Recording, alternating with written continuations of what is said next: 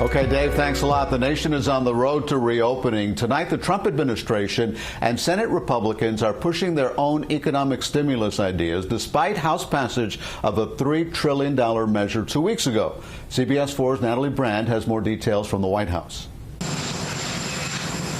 Top White House officials tell CBS News that another COVID-19 economic stimulus bill would likely not include more direct payments to Americans, but they're working on a package that could extend unemployment insurance without the $600 per week benefit, but may include short-term bonuses for returning workers, a payroll tax cut, tax credits to offset vacations taken within the U.S. over the next year, and a reduction in capital gains taxes.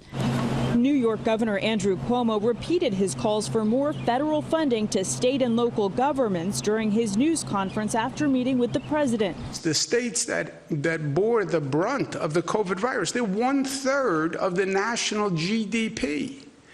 How can you tell 1/3 of the country to go to heck? Senate Republican leaders have made clear they will not take up the House-passed $3 trillion measure.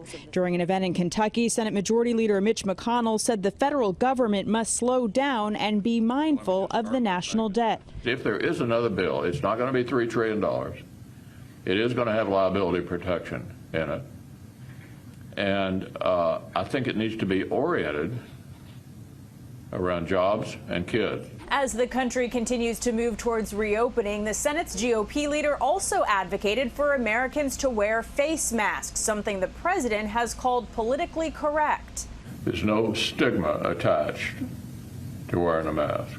Meanwhile, the House could take a historic first vote by proxy this evening to reauthorize the Foreign Intelligence Surveillance Act, or FISA. The rule change could be a game changer, allowing members to vote remotely during the pandemic. House Republican leaders have filed a lawsuit challenging the new temporary proxy voting system, alleging House Democrats made the change in a partisan fashion. Natalie Brand, CBS News, the White House. The temporary rules change enables some members to designate a colleague to vote for them if they can't return to Capitol Hill safely to cast their vote in person. Members can serve as designated proxies for up to 10 members per vote.